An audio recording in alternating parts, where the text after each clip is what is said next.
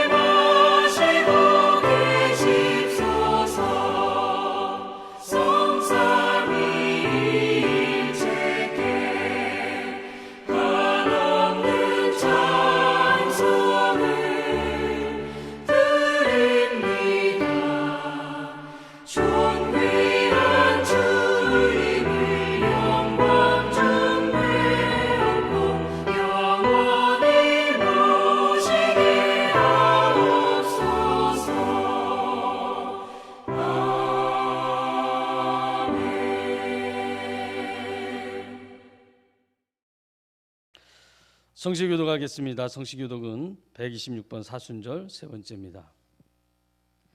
여호와여, 나의 영혼이 주를 우러러 보나이다. 나의 하나님이여, 내가 주께 의지하였사오니 나를 부끄럽지 않게 하시고 나의 원수들이 나를 이겨 개가를 부르지 못하게 하소서. 주를 바라는 자들은 수치를 당하지 아니하려니와 까닭없이 속이는 자들은 수치를 당하리이다. 여호와여, 주의 도를 내게 보이시고 주의 길을 내게 가르치소서. 주의 진리로 나를 지도하시고 교훈하소서. 주는 내 구원의 하나님이시니 내가 종일 주를 기다리나이다. 여호와여, 주의 궁휼하심과 인자하심이 영원부터 있었사오니 주여, 이것들을 기억하옵소서. 여호와여, 내 젊은 시절의 죄와 허물을 기억하지 마시고 주의 인자하심을 따라 주께서 나를 기억하시되 주의 선하심으로 하옵소서. 여호와는 선하시고 정직하시니 그러므로 그의 도로 죄인들을 교훈하시리로다. 온유한 자를 정의로 지도하시며 온유한 자에게 그의 도를 가르치시리로다. 여호와의 모든 길은 그의 언약과 증거를 지키는 자에게 인자와 진리로다. 아멘. 사도신경으로 우리의 신앙을 고백하겠습니다. 전능하사 천지를 만드신 하나님 아버지를 내가 믿사오며 그 외아들 우리 주 예수 그리스도를 믿사오니 이는 성령으로 잉태하사 동정녀 마리아에게 나시고 본디오 빌라도에게 고난을 받으사 십자가에 못 박혀 죽으시고 장사한 지 사흘 만에 죽은 자 가운데서 다시 살아나시며 하늘에 오르사 전능하신 하나님 우편에 앉아 계시다가 저리로서 산자와 죽은 자를 심판하러 오시리라. 성령을 믿사오며 거룩한 공예와 성도가 서로 교통하는 것과 죄를 사하여 주시는 것과 몸이 다시 사는 것과 영원히 사는 것을 믿사옵나이다. 아멘.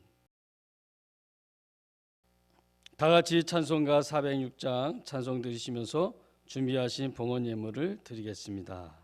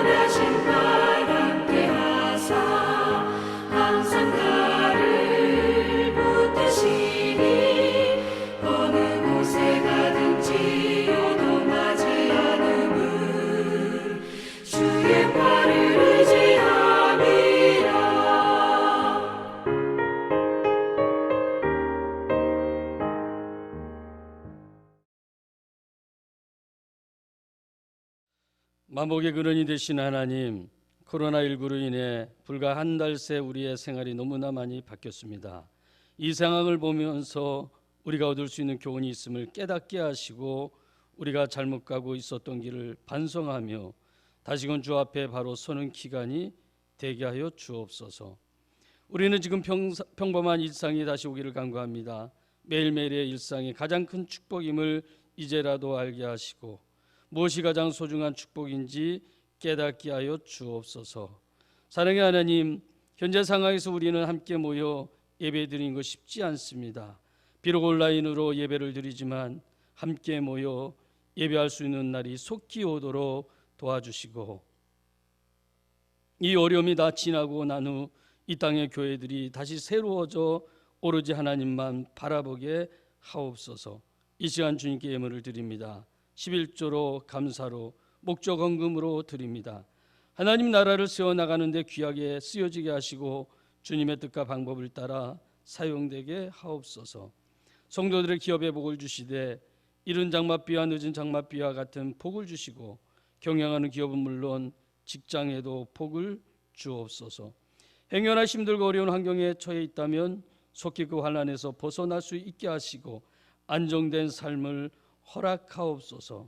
주의 자녀들의 앞날에 복을 주시되 학업의 직장 생활에 군 생활에 외국 생활 등등에 하나님께서 함께하여 주시옵소서. 성도들과 함께 마주하며 예배할 수 있는 날이 속히 오도록 우리에게 긍휼을 베풀어 주시고 우리에게 늘 그와 같은 은혜가 있게 하옵소서. 언제나 우리와 함께 하시며 위로하시는 예수님의 이름으로 기도드립니다. 아멘. 이 시간 세 번째 담임 목사님의 목회 서신을 음성 파일로 전해드리겠습니다.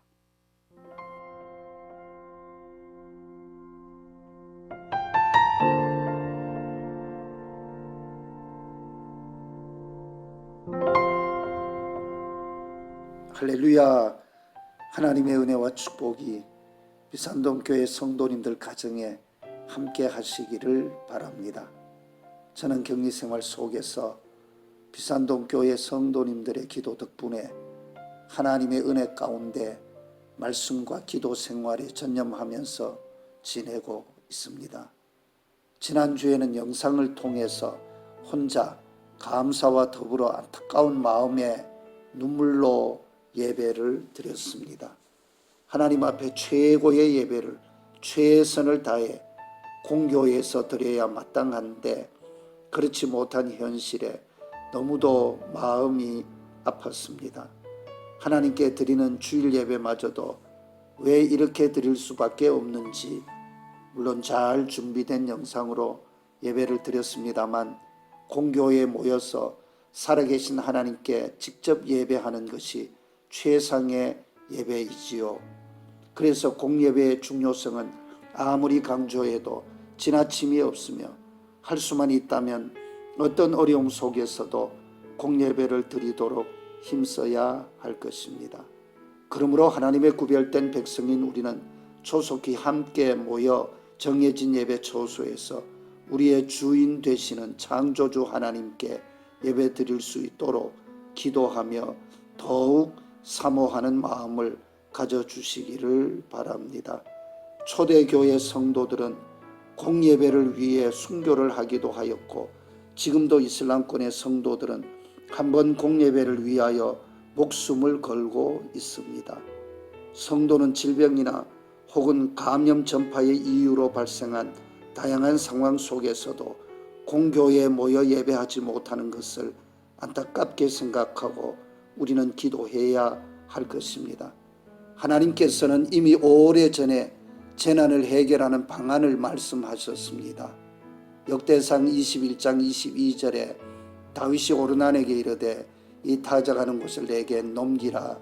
너는 상당한 값으로 내게 넘기라. 내가 여호와를 위하여 여기 한 제단을 쌓으리니 그리하면 전염병이 백성 중에서 그치리라. 극심한 재난의 때에 우리는 더욱 하나님의 뜻을 구하며 하나님을 의지해야 할 것입니다. 하나님이 우리 인생의 생사화복을 주관하시고 섭리하시며 모든 문제의 해답이시고 이 재난을 말끔히 해결하시는 절대 능력이 되시기 때문입니다. 우리는 할 수 없으나 하나님은 무엇이든 하실 수 있으며 우리는 불가능할지라도 하나님은 모든 것이 가능하시고 우리의 힘과 지혜로는 안 되지만 하나님은 창조의 힘과 권능으로 모든 것을 되게 하시는 분이십니다. 그 하나님을 온전히 신뢰하고 의지하는 믿음으로 나아가면 지금 겪고 있는 극심한 재난도 반드시 극복하고 우리를 평강의 길로 인도하실 것입니다. 시편 91편 1절 이하에는 이렇게 말씀하십니다. 지존자의 은밀한 곳에 거주하며 전능자의 그늘 아래 사는 자여, 나는 여호와를 향하여 말하기를 그는 나의 피난처요 나의 요새요 내가 의뢰하는 하나님이라 하리니 이는 그가 새 사냥꾼의 올무에서와 심한 전염병에서 건지실 것임이로다. 생생하게 살아있고 권세 있는 이 말씀을 굳게 붙잡고 의지하고 믿음으로 순종하여 마침내 승리하는 우리 모두가 다 되시기를 축복합니다. 비산동 교회 담임 이현실 목사.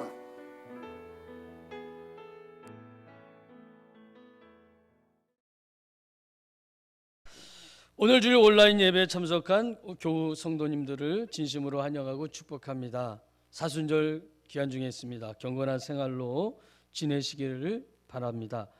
이번 주도 코로나19 확산으로 인하여 온라인 예배로 드립니다. 온라인 예배를 온 가족과 함께 경건하게 드리시길 바랍니다. 매일 말씀 묵상을 기관장님들을 통하여 전달해 드리고 있습니다. 모두 빠지지 마시고 말씀 묵상에 동참하셔서 주님과 동행한 한 주간이 되시기를 바랍니다. 목사님께서 두 번째 목회서신에서 말씀하신 것처럼 정시 기도에 함께 동참해 주시기를 바랍니다. 알람을 맞춰주시고 정시가 되면 나라와 교회와 이웃을 위해 기도해 주시기를 바랍니다. 이 시간에 하나님 말씀을 함께 보겠습니다. 다니엘서 6장 1절로 9절 말씀입니다. 제가 봉독해 올리겠습니다. 다리오가 자기 뜻대로 고관 120명을 세워 전국을 통치하게 하고 또 그들 위에 총리 셋을 두었으니 다니엘이 그 중에 하나이라. 이는 고관들로 총리에게 자기 직무를 보고하게 하여 왕에게 손해가 없게 하려 함이었더라. 다니엘은 마음이 민첩하여 총리들과 고관들 위에 뛰어남으로 왕이 그를 세워 전국을 다스리게 하고자 한지라. 이에 총리들과 고관들이 국사에 대하여 다니엘을 고발할 근거를 찾고자 하였으나 아무 근거 아무 허물도 찾지 못하였으니 이는 그가 충성되어 아무 그릇됨도 없고 아무 허물도 없었음이었더라. 그들이 이르되 이 다니엘은 그 하나님의 율법에서 근거를 찾지 못하면 그를 고발할 수 없으리라 하고, 이에 총리들과 고관들이 모여 왕에게 나아가서 그에게 말하되 다리오 왕이여 만수무강 하옵소서. 나라의 모든 총리와 지사와 총독과 법관과 관원이 의논하고 왕에게 한 법률을 세우며 한 금령을 정하실 것을 구하나이다. 왕이여 그것은 곧 이제부터 30일 동안에 누구든지 왕 외에 어떤 신에게나 사람에게 무엇을 구하면 사자굴에 던져 넣기로 한 것이니이다. 그런즉 왕이여 원하건대 금령을 세우고 그 조서에 왕의 도장을 찍어 메대와 바사에 고치지 아니하는 규례를 따라 그것을 다시 고치지 못하게 하옵소서 하매, 이에 다리오 왕이 조서에 왕의 도장을 찍어 금령을 내니라. 아멘.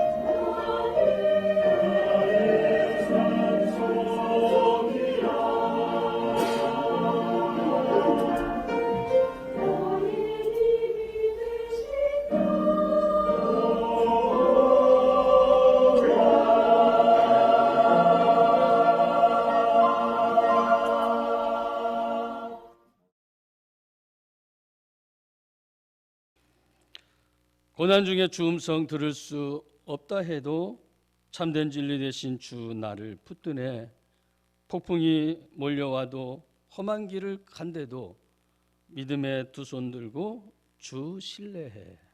그 사랑이 내려와라는 찬양의 가사입니다. 우리는 지금 코로나라는 고난 앞에 하루하루를 살아가고 있습니다. 코로나 확산은 여전히 줄어들지 않고 자가격리자를 뺀 확진자만 6천 명이 넘었습니다.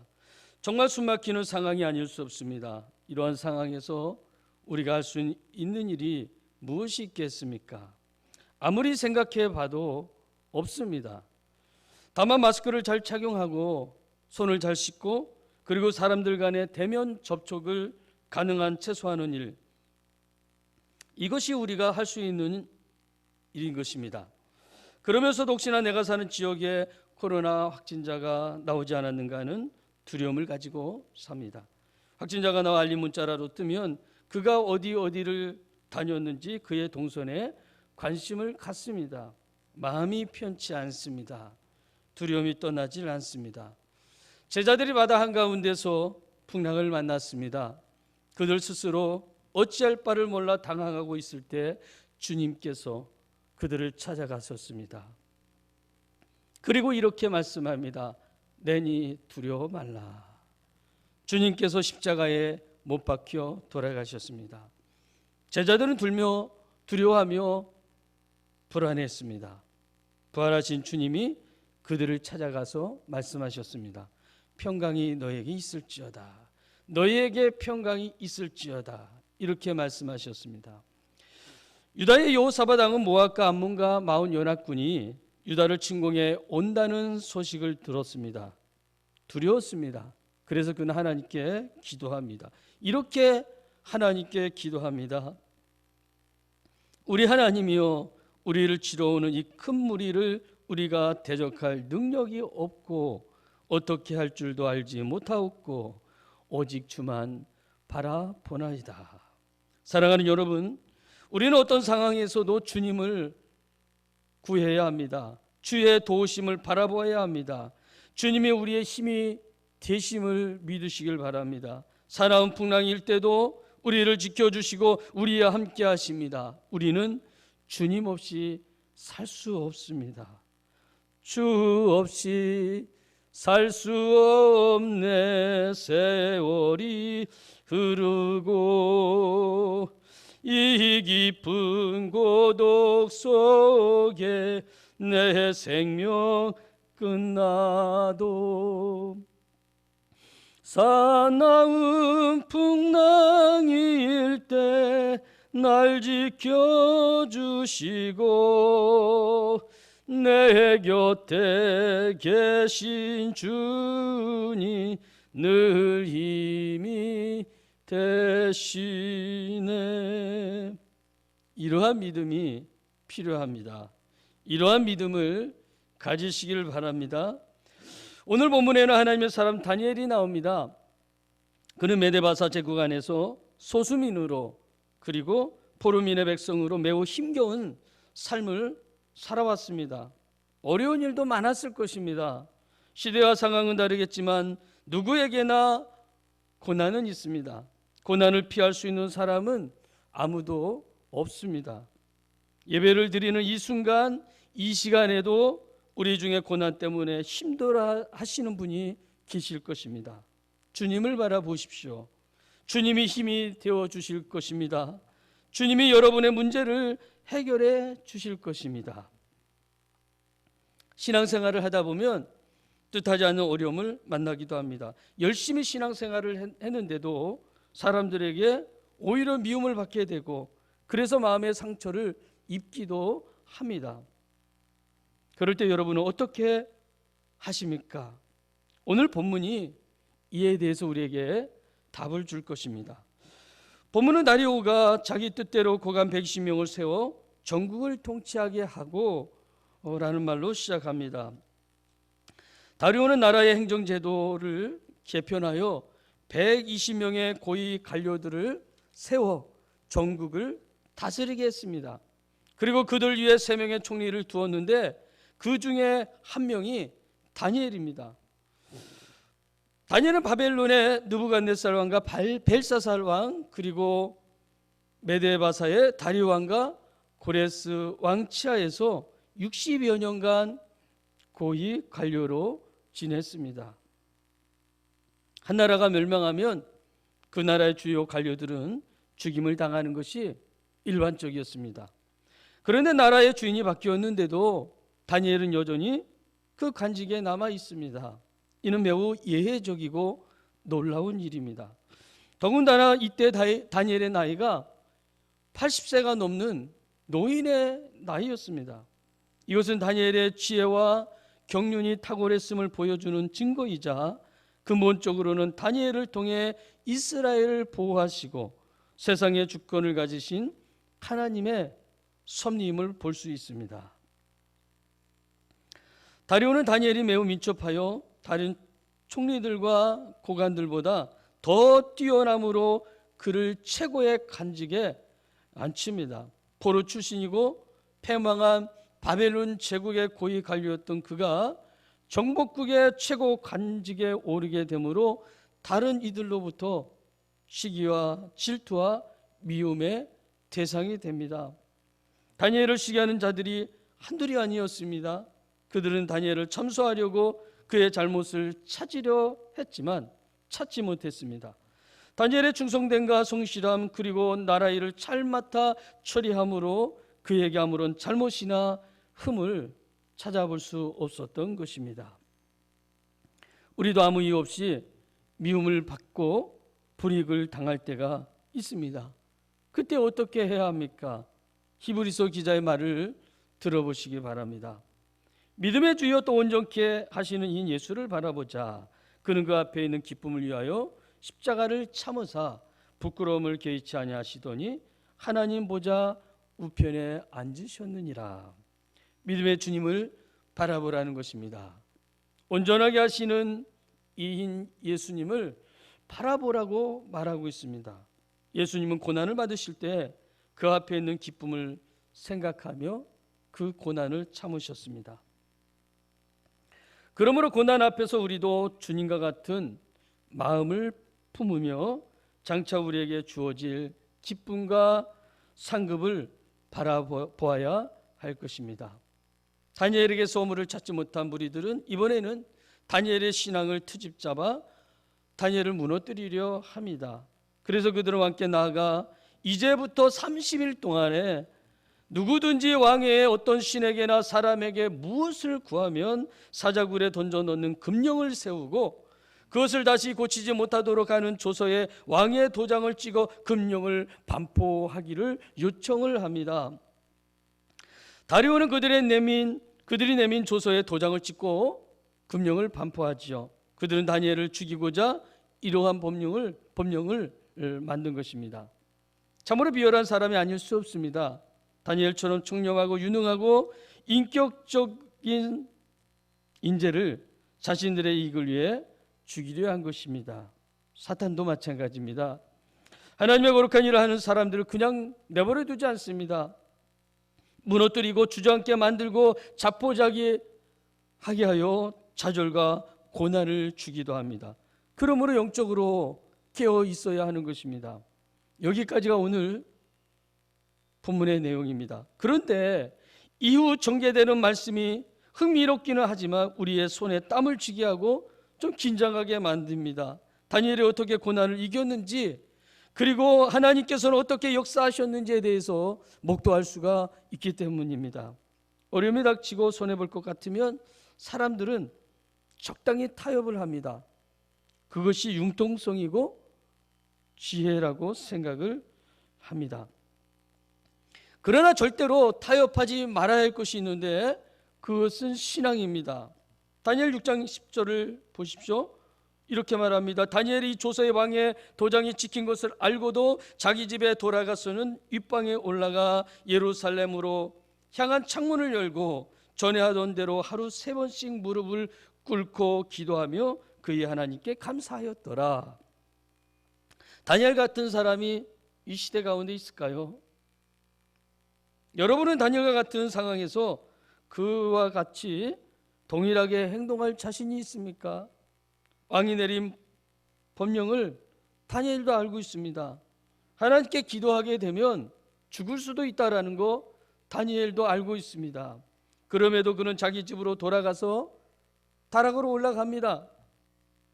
그리고 예루살렘 쪽으로 나 있는 창문을 열고 늘 해왔듯이 하루 3번 하나님께 무릎을 꿇고 기도하며 감사로 하나님 앞에 제사를 드리고 있습니다. 그의 믿음이 놀랍지 않습니까?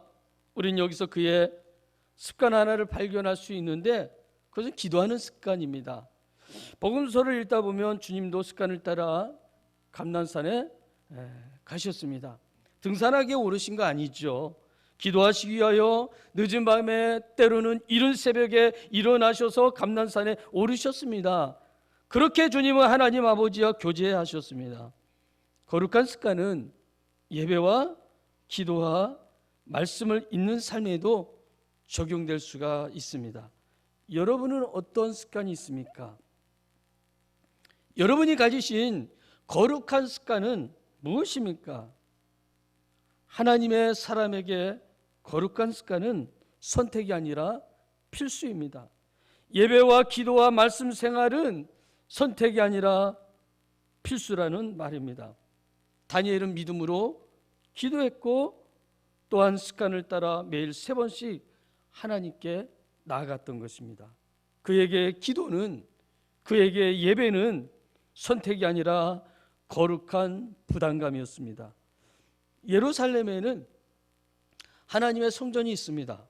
다니엘은 그래서 예루살렘을 향해 기도한 것입니다.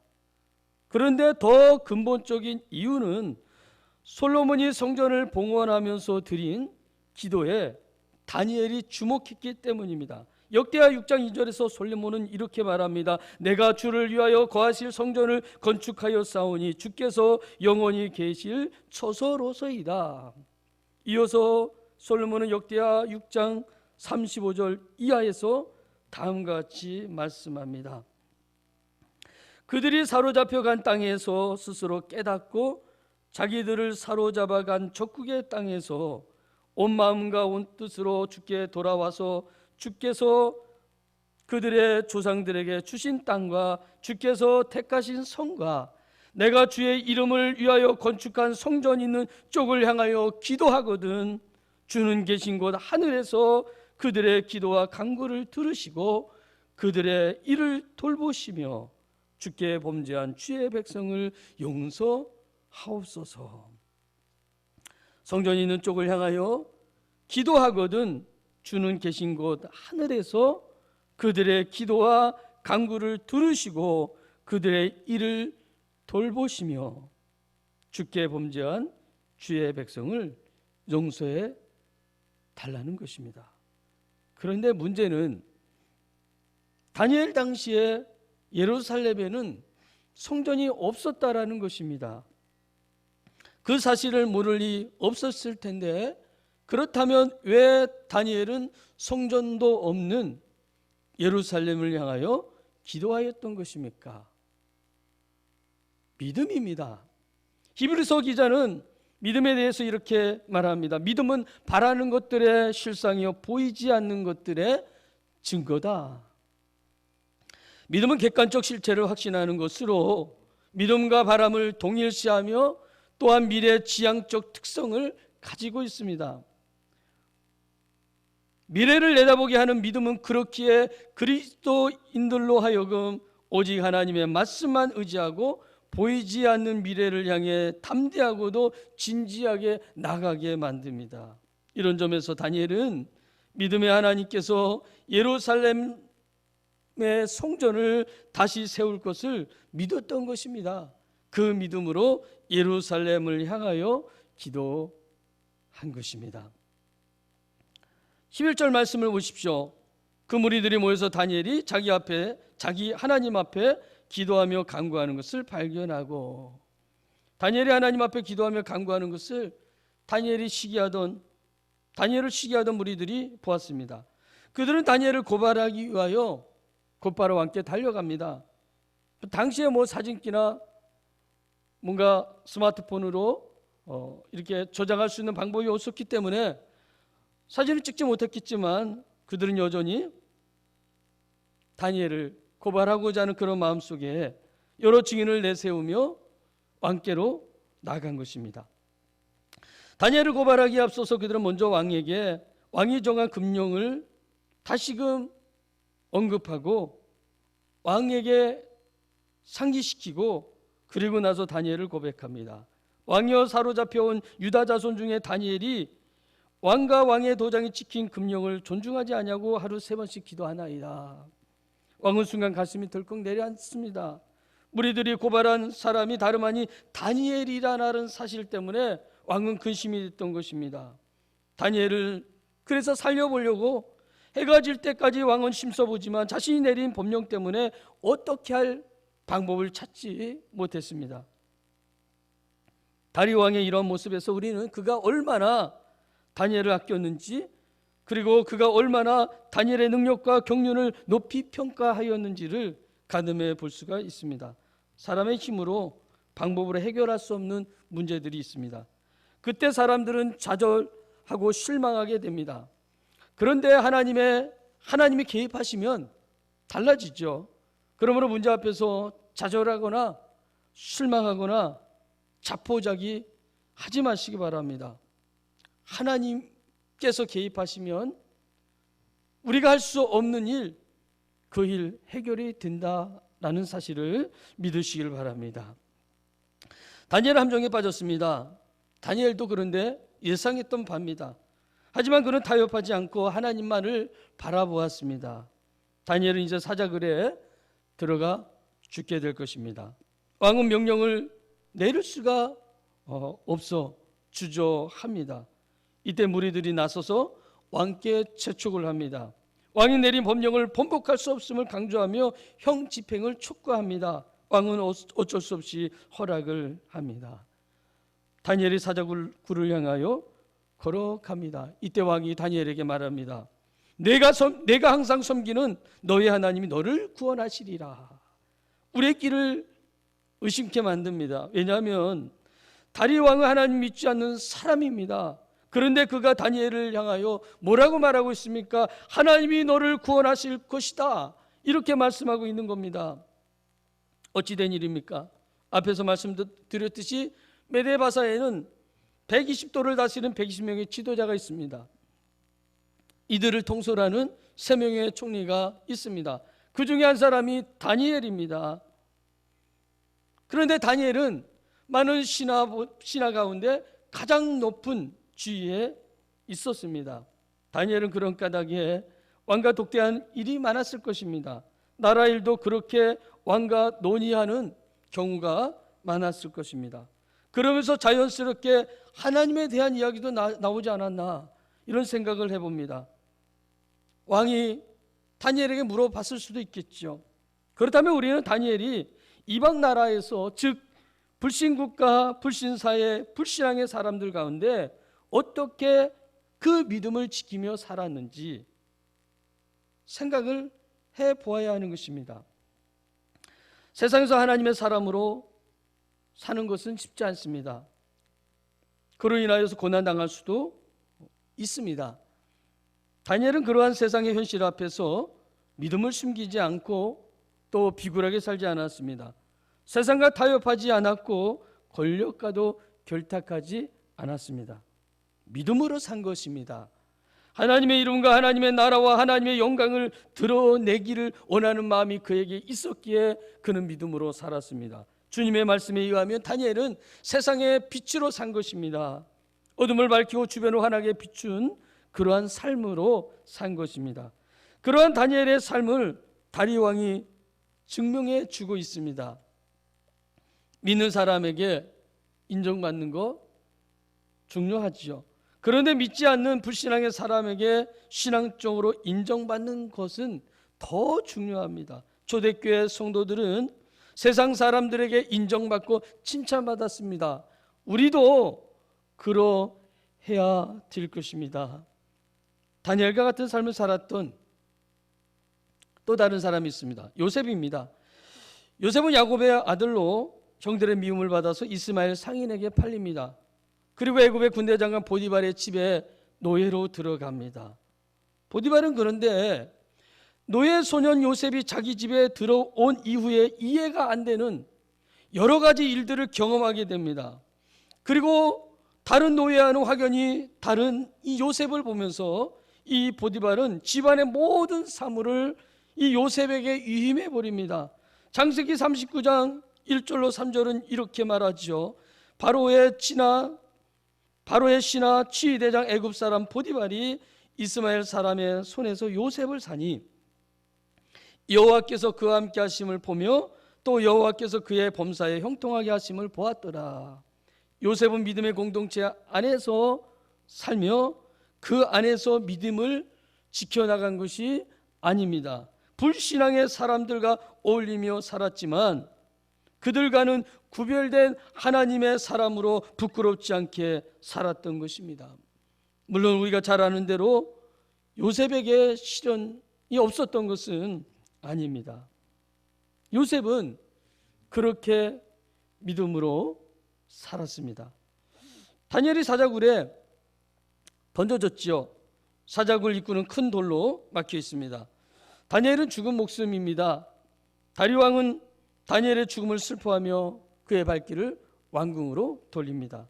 왕궁으로 돌아온 이 다리 왕은 다니엘에게서 들었던 그 말씀이 기억났는지 문득 하나님의 존재를 생각하게 됩니다. 그리고 그 하나님께 기도를 합니다. 자신을 위해서 기도했던 것이 아니고 다니엘을 위하여 기도를 합니다. 밤이 새도록 식음을 전폐하고 오락을 금하고 잠을 멀리하며 그렇게 밤을 지셨습니다. 뜬 눈으로 밤을 새우고 나서 새벽을 맞이합니다. 왕은 그렇게 동이 트자마자 사자굴로 달려갑니다. 사자굴 가까이 가서 왕은 다니엘을 생각하며 슬피 소리 지르며 다니엘을 부릅니다. 절망과 희망을 모두 담고 부르고 있는지도 모릅니다. 이렇게 말하죠. 살아계신 하나님의 종 다니엘아, 내가 항상 섬기는 내 하나님이 사자들에게서 능히 너를 구원하셨느냐. 다리 왕은 다니엘이 사자굴에 이끌려갈 때 하나님이 너를 구원하시리라고 했는데, 지금 그는 사자굴 앞에서 다니엘을 부르며 살아계신 하나님이라고 말하고 있습니다.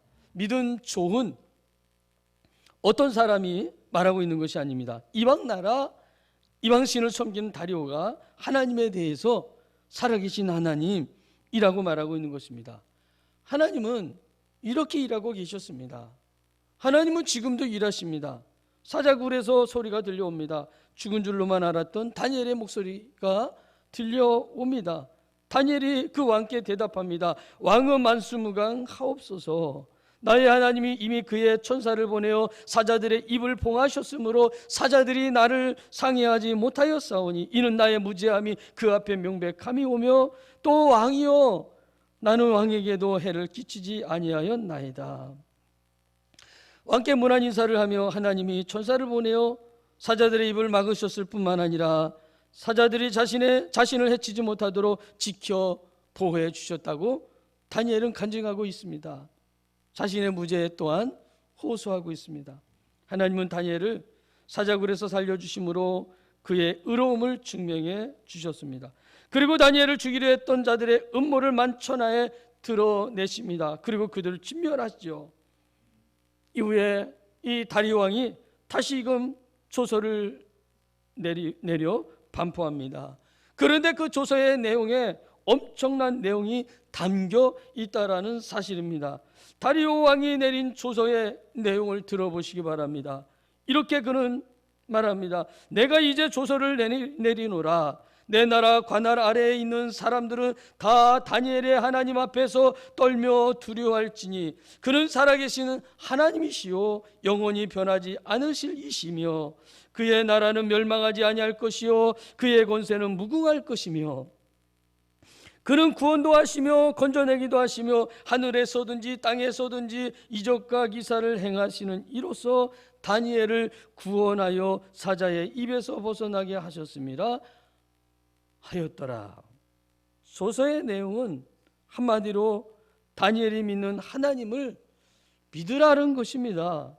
다니엘의 하나님은 살아계시고 전능하시며 인사의 생사화복을 주장하시고 기적을 일으키시는 분위기에 그 하나님을 믿으라, 그 하나님을 섬기라고 말하고 있는 겁니다.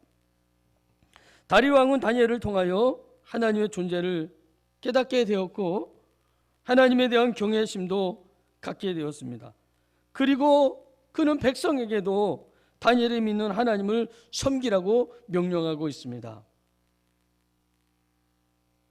다리오 왕이 하나님을 전심으로 믿었는지는 사실 정확히 알 수는 없지만 적어도 하나님의 이름이 그를 통하여 만천하에 드러났다라는 것과 그를 통하여 복음이 전해졌다라는 것입니다. 다니엘은 형통하였을 때뿐만 아니라 고난이 예상되는 상황에서도 세상과 타협하거나 권력 앞에 무릎 꿇지 않았습니다. 그는 고난 가운데 끝까지 믿음을 붙들었고 죽으면 죽으리라는 각오로 신앙을 지켰습니다. 하나님은 그런 다니엘을 고난 가운데 일으키셨습니다. 그를 높여주셨습니다. 그리고 그를 통하여 영광을 받으셨습니다. 코로나로 인한 고난이 극심하여 국가적 재난으로 경제적인 어려움으로 그리고 개인적으로 삶의 피폐함으로 이어지는 말할 수 없는 환난에서 우리는 주님을 바라보는 그 믿음으로 지혜롭게 잘 이겨야 될 것입니다. 이러한 때 믿음의 태보가 아니라 더 견고한 믿음으로 설 수 있기를 바랍니다. 고난을 이긴 다니엘을 통해 하나님의 이름이 만천하에 알려졌고 복음이 전파되었던 것처럼 우리도 고난의 코로나를 잘 극복하여 이겨내어 하나님께 영광을 돌릴 수 있는 그와 같은 은혜가 있기를 주님의 이름으로 간절히 부탁을 드립니다. 기도드리겠습니다. 좋으신 하나님, 우리의 예배를 받아주심을 감사를 드립니다. 코로나로 인해 온라인 예배로 드리지만 빠른 시일 내에 함께 모여 예배할 수 있도록 도와주시기를 원합니다. 코로나라는 고난 앞에 우리도 다니엘과 또 요셉과 같이 주님만 바라보게 하시고 어떠한 일이 있어도 믿음의 뒷걸음을 치거나 주님과 멀어지지 않도록 우리를 붙들어 주옵소서. 이러할수록 주님께도 더 가까이 나갈 수 있는 우리가 되게 하옵소서. 사랑의 하나님 아버지, 이 코로나의 고난이 고난으로 끝나지 않고 주님의 이름을 드러낼 수 있는 기회가 되며 복음이 전해지는 기회가 되게 하옵소서. 코로나의 재앙이 예수님의 이름으로 떠나게 하시고 끝나게 하시고 일상이 평화롭게 될 수 있도록 도와주옵소서. 예수님의 이름으로 간절히 기도드리옵나이다. 아멘. 다 같이 찬송가 408장 찬송을 드리겠습니다.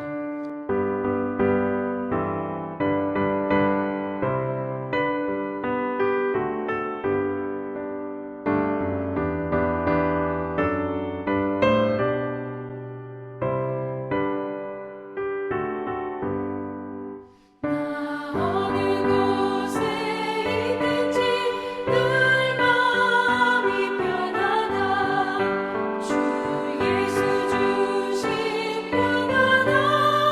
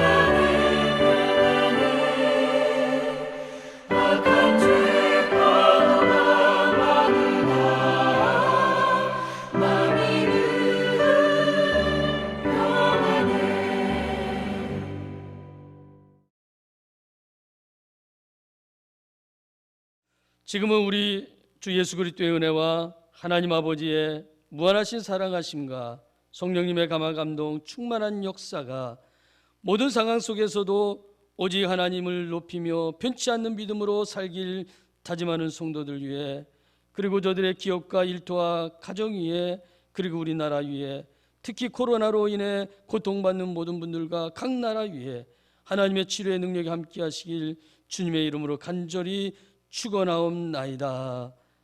아멘.